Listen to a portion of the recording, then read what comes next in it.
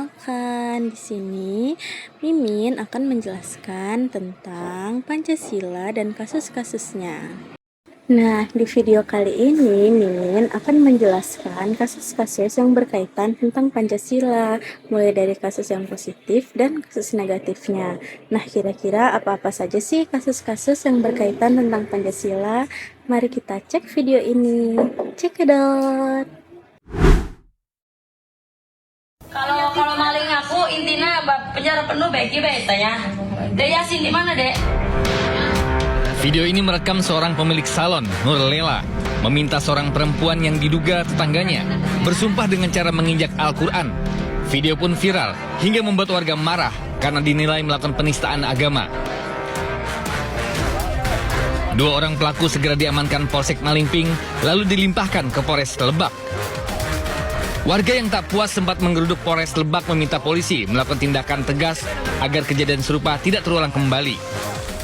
Untuk menindak tegas, jadi agar jangan sampai terulang kembali. Makanya kita datang ke sini itu untuk mengawal kasusnya agar kasus tersebut ditindak tegas dan tegas-tegasnya.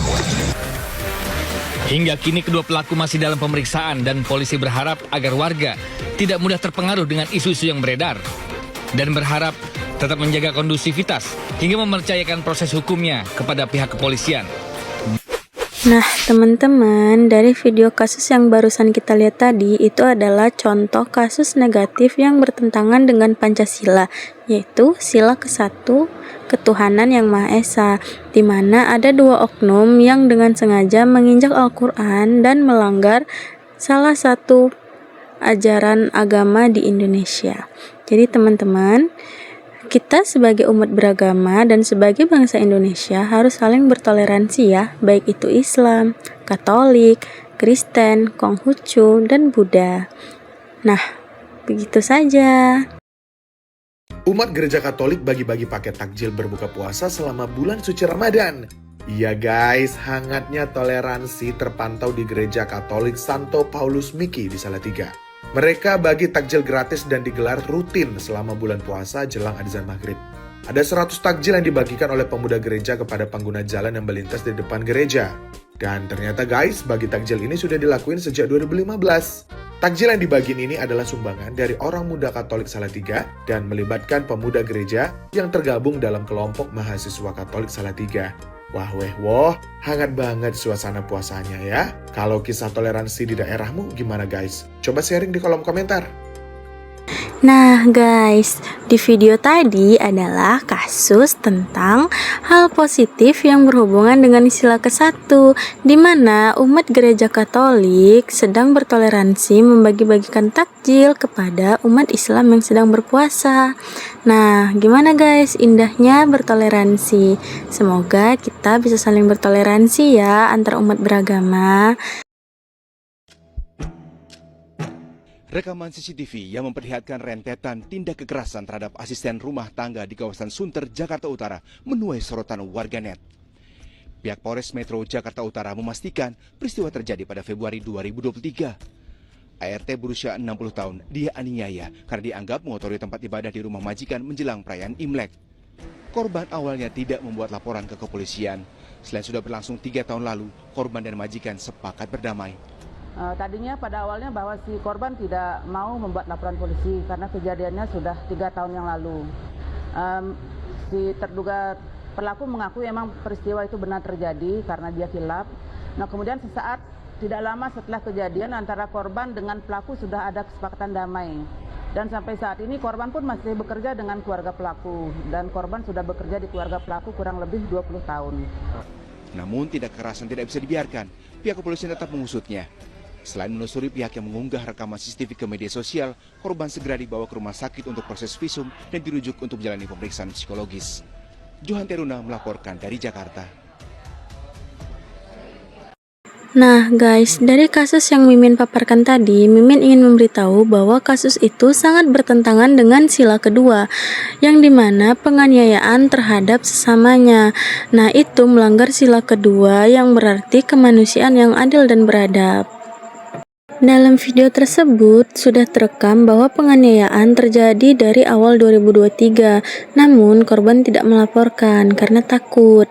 Nah, di sini benar-benar tidak menggenggam atau memegang teguh arti dari nilai sila kedua dari Pancasila.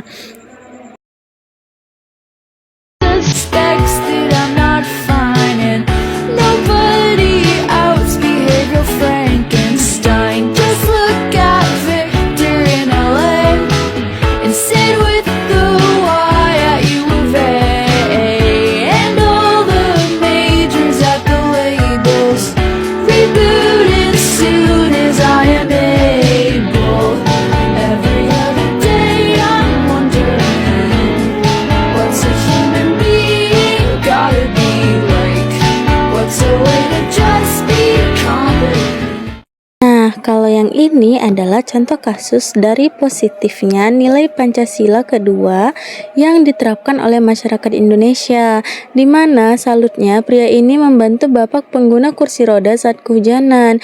Inisiatifnya pun dibanjiri pujian dari netizen. Sungguh Mimin tuh terharu banget sih sama kemanusiaan yang kayak gini. Kepolisian Republik Indonesia telah mengirimkan bantuan logistik ke 3 provinsi yang mengalami bencana, yaitu di Aceh, Sumatera Utara, dan juga Sumatera Barat. Dan pengiriman bantuan logistik ini merupakan tahap pertama. Tadi logistik sudah dikirimkan menggunakan 2 pesawat, yaitu pesawat jenis CN dan juga Fokker yang telah lepas landas dari Lanut Pondok Cabe, Tangerang Selatan sekitar pukul 8 pagi tadi. Dan berikut pernyataan lengkapnya. Nah, dari video kasus tersebut menandakan itu adalah kasus positif dari sila ketiga, yaitu Persatuan Indonesia, di mana masyarakat serta Polri mengirimkan bantuan untuk korban bencana Aceh, Sumut, dan Sumbar di saat banjir bandang tahun lalu, dan mereka mengumpulkan beberapa sumbangan untuk membantu para korban yang ada di Sumatera.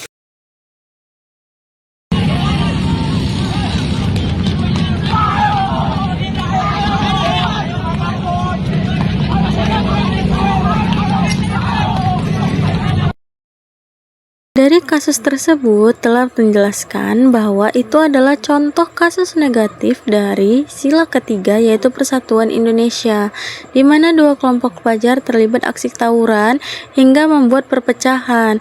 Sedangkan di sila ketiga mengajarkan bahwa Persatuan Indonesia, di mana kita semua harus bersatu, berbeda-beda tetapi tetap satu. Sedangkan 2 pelajar ini malah melakukan aksi yang merugikan warga, merugikan diri sendiri, dan merugikan keluarga mereka. Pemilu 2024 di Indonesia turut menjadi perhatian dunia.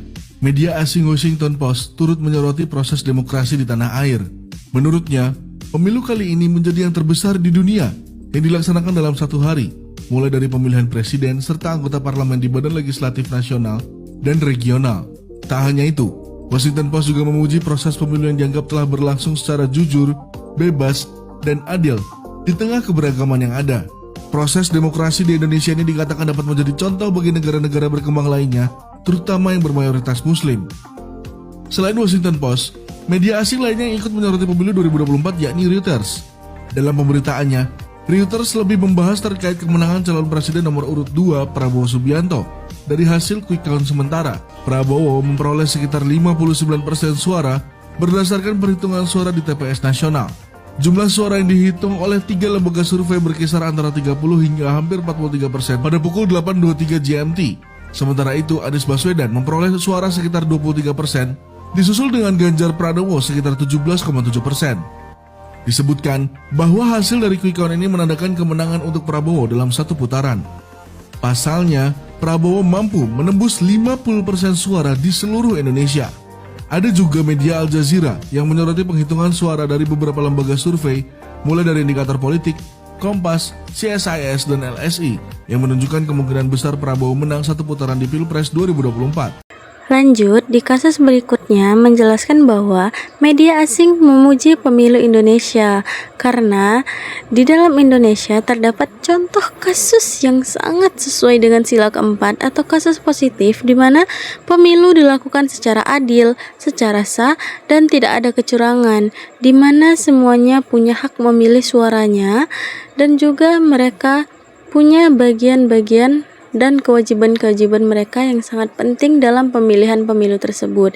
Ini membuat pemilu Indonesia patut dicontoh oleh negara lain menurut kata dari media asing tersebut. Video dugaan kecurangan pemilu berupa mencoblos surat suara sisa ini beredar luas di media sosial. Tampak sejumlah petugas KPPS memasukkan surat suara sisa yang telah dicoblos ke dalam kotak suara. Kejadian ini terjadi di wilayah Kabupaten Sumba Barat Daya dan dibenarkan oleh Bawaslu Nusa Tenggara Timur. Setelah didalami, Bawaslu menyebutkan telah terjadi pelanggaran pidana pemilu yang menjerat para penyelenggara di TPS. Data Bawaslu NTT menemukan terdapat 2 TPS di Kecamatan Wewewa, tepatnya Wewewa Timur, Kabupaten Sumba Barat Daya, yang diduga melakukan kecurangan pemilu, yaitu petugas KPPS mencoblos surat suara sisa dan dimasukkan ke dalam kotak suara. Saat ini 7 anggota KPPS dan seorang panwas TPS masih menjalani pemeriksaan Gakumdu. Sementara 1 TPS lainnya dengan kasus yang sama masih didalami oleh Bawaslu. Di video sebelumnya telah menjelaskan bahwa ada seorang media asing yang menjelaskan bahwa pemilu Indonesia itu sangat adil dan sangat bersih dan dia memujinya. Di sini, di kasus ini, di video kasus ini terdapat sebuah kasus negatif atau video negatif tentang ketahuannya petugas KPPS yang mencoblos surat suara sisa, di mana itu sama saja sebuah kecurangan untuk pemilihan atau pemilu yang dilakukan secara sah dan adil, dan itu melanggar Pancasila keempat dan undang-undang dalam Indonesia. Lebih dari 30 tahun yang lalu, simbol perjuangan kaum buruh di Indonesia, Marsinah, ditemukan tewas setelah hilang beberapa hari pasca melakukan aksi bersama rekan buruhnya di pabrik arloji PT Catur Putra Surya atau CPS. Awal 1993, Gubernur Kepala Daerah TK1 Jawa Timur mengeluarkan surat edaran nomor 50 tahun 1992 yang berisi imbauan kepada pengusaha agar menaikkan kesejahteraan karyawannya dengan memberikan kenaikan gaji sebesar 20% gaji pokok. Namun, banyak perusahaan yang menolak, salah satunya yaitu PT CPS. Marsinah memegang kendali aksi setelah rekannya Yudo Prakoso disibukkan dengan panggilan dari militer atas tuduhan penghasutan mogok kerja. Setelah aksi tersebut, Marsinah menghilang. Marsinah baru ditemukan pada 9 Mei 1993 di hutan Dusun Jego, Nganjuk, Jawa Timur. Ia ditemukan tewas dengan luka tembak di tubuhnya, namun hasil forensik menyatakan Marsinah sudah meninggal sehari sebelumnya. Hingga kini, kasus yang telah berumur lebih dari 30 tahun ini masih menjadi teka-teki. Seperti arloji yang selalu berputar setiap detik, ingatan akan Marsinah dan perjuangannya bersama karyawan PT CPS selalu diperingati setiap hari buruh yang dihelat setiap 1 Mei. Mengutip puisi Sapardi Djoko Damono, Marsinah itu arloji sejati, melingkar di pergelangan tangan kita ini. Dari berita tersebut menerangkan bahwa Marsinah atau seorang buruh yang memperjuangkan haknya dan teman-temannya sebagai seorang buruh untuk mendapatkan gaji atau upah yang layak, hingga naasnya beliau wafat tanpa tahu penyebab kematiannya apa. Namun dari perjuangannya itu, para buruh pun memperingatinya dan mendoakannya setiap hari buruh, dan mereka pun mengingat perjuangan-perjuangan beliau dalam memperjuangkan gaji buruh dan hak-hak buruh tersebut. Itu menerangkan contoh kasus positif dari sila kelima, di mana keadilan sosial harus ditegakkan di dalam Indonesia dan ada di dalam Pancasila. 7 batang kayu jati berhasil membuat seorang nenek tua mendekam di penjara selama 3 bulan, bahkan sebelum putusan hakim keluar. Kasus ini bermula saat nenek Asyani membawa kayu simpanannya ke pengrajin. Anomalinya di sini, oknum perhutani Situbondo mengklaim kehilangan 2 pohon jati besar, padahal kayu nenek Asyani sudah ada di rumahnya sejak 5 tahun lalu. Selain itu, diameternya sangat kecil, jelas berbeda dengan spesifikasi kayu milik perhutani. Tapi logika fisik ini seolah tidak laku di meja hijau. Persidangan ini menjadi tontonan nasional yang memuakkan. Selama proses hukum, nenek Asyani jatuh sakit dan berkali-kali pingsan di ruang sidang akibat tekanan mental. Meskipun banyak saksi yang membela, ia tetap divonis 1 tahun penjara dengan masa percobaan. Sebuah kemenangan bagi birokrasi, tapi kekalahan besar bagi rasa kemanusiaan. Setelah masa percobaan selesai, status hukumnya memang berakhir. Namun, tuduhan mencuri di hari tua telah meninggalkan luka permanen yang tidak akan pernah bisa sembuh. Negara ini sepertinya sangat perkasa menghadapi seorang nenek, tapi mendadak lumpuh saat berhadapan dengan pencuri uang rakyat. Nah, dalam kasus terakhir, berita buruk tentang seorang nenek yang mendekam di penjara selama 3 bulan karena dituduh mencuri sebuah kayu jati yang bahkan tidak pernah ia curi sedikit pun. Namun ada oknum yang menggunakan kekuasaannya dengan semena-mena menuduh nenek tersebut mencuri kayu jati yang ada di tempatnya hingga membuat nenek itu harus mendekam di penjara tanpa tahu penyebab dan akibatnya. Ini adalah contoh kasus yang sangat negatif dari sila kelima di mana keadilan tidak ada sama sekali ditegakkan di dalam berita tersebut, di mana seorang nenek yang rentan dan sudah tua harus mendekam di penjara tanpa melakukan kesalahan apapun dan bahkan tidak dapat menerima pembelaan dari siapapun. Nah, teman-teman, selesai sudah penjelasan Mimin tentang contoh-contoh positif dan negatif yang berhubungan dengan Pancasila.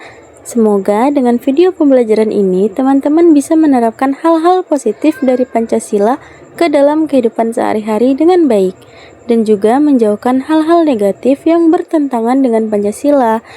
Nah, berhubung video akan berakhir dan penjelasan pun sudah selesai, Mimin pamit undur diri dan mohon maaf bila ada kesalahan kata. Sampai ketemu di video selanjutnya. Terima kasih dan wassalamualaikum warahmatullahi wabarakatuh. Bye-bye.